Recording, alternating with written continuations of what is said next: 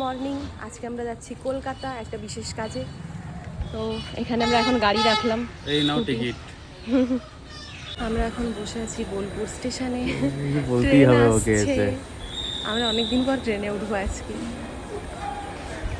বলো, বাহ, 2024 আমরা লাস্ট গেছিলাম কলকাতা, তারপর আজকে যাচ্ছি। আজকে আমি আর প্রগতি যাচ্ছি কলকাতা। পৌঁছে গেছি বোলপুর স্টেশনে। নিচে দেখলাম দাঁড়িয়ে রয়েছে সবার প্রিয় বন্দে ভারত। আমার চাপার খুব ইচ্ছে, জানি না কবে চাপতে পারবো। ইচ্ছে তো পূর্ণ হবেই ভগবান আশীর্বাদে, নিশ্চয়ই দেখা যাক সেটা কবে হয়। এবার আমরা স্টেশনে হেঁটে চলেছি, আমাদের যেখানে কম্পার্টমেন্ট পড়বে সেখানে আমরা গিয়ে দাঁড়াবো। আর দেখলাম বোলপুর স্টেশনে মনে হয় আরেকটা ওভারব্রিজ হয়তো হচ্ছে, আমি জানি না ঠিক, মনে হলো আমার। বৃষ্টি আসবে সেটাও একটা ভয়, যে আমরা যাচ্ছি এখন ছাতাও নিইনি সঙ্গে, ছাতাও দুটো কিনতে হবে।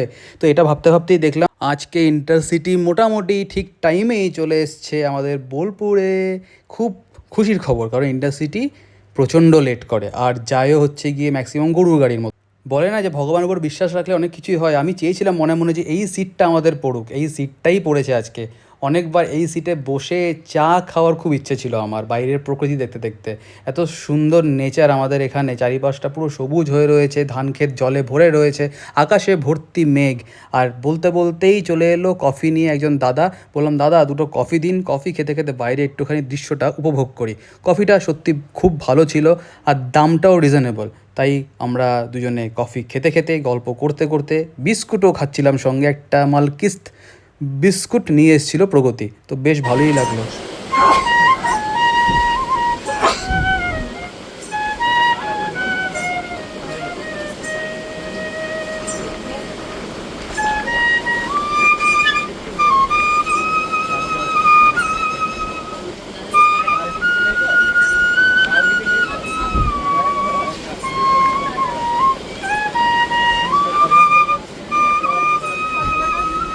আজকে আমাদের ব্রেকফাস্ট করা হয়নি, তাই ট্রেনে উঠেছিল ডিম, তো ঠিক করলাম ওটাই নেব আজকে ব্রেকফাস্ট হিসেবে।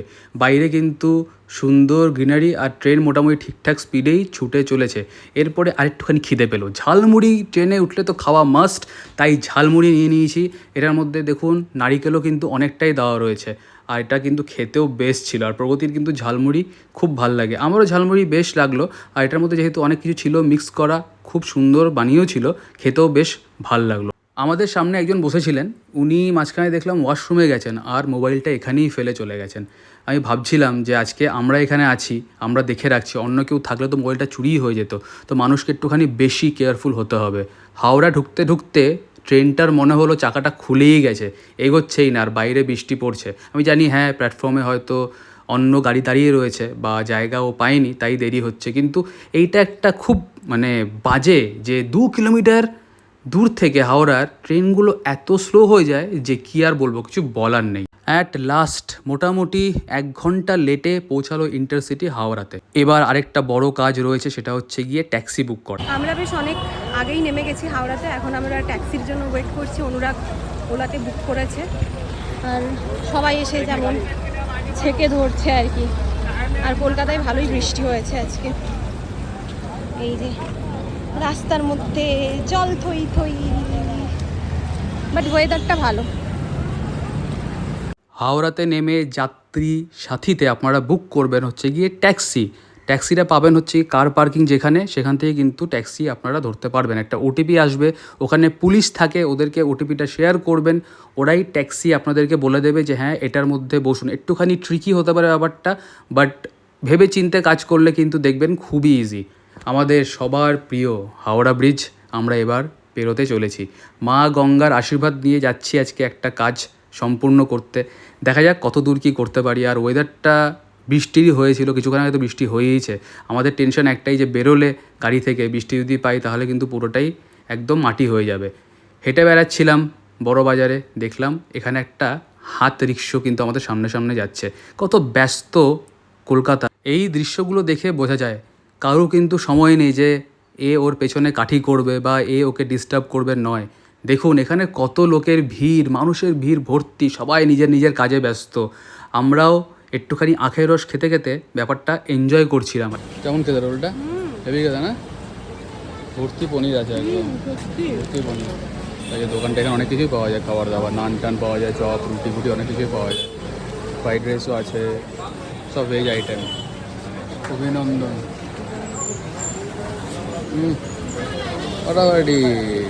আমি ভেবেছিলাম আবার ক্যাবই করব, কিন্তু তাড়াহুড়ো ছিল, কিছু করার নেই, তাই বাসেই উঠতে হলো। আর বেশ ভালোই লাগছিল, দেখছিলাম কত বাসের ভিড়, কতজন অফিস যাওয়া মানুষরা ফিরছেন এরকম বাসগুলোতে। আমি বেশ ব্যাপারটাকে এনজয় করছিলাম। অনেক দিন পরে কলকাতাতে খুব ভালো লাগছিলো, কারণ আমিও তো একসময় এরকম করেই স্ট্রাগল করে কলকাতাতে অনেক জব করেছি।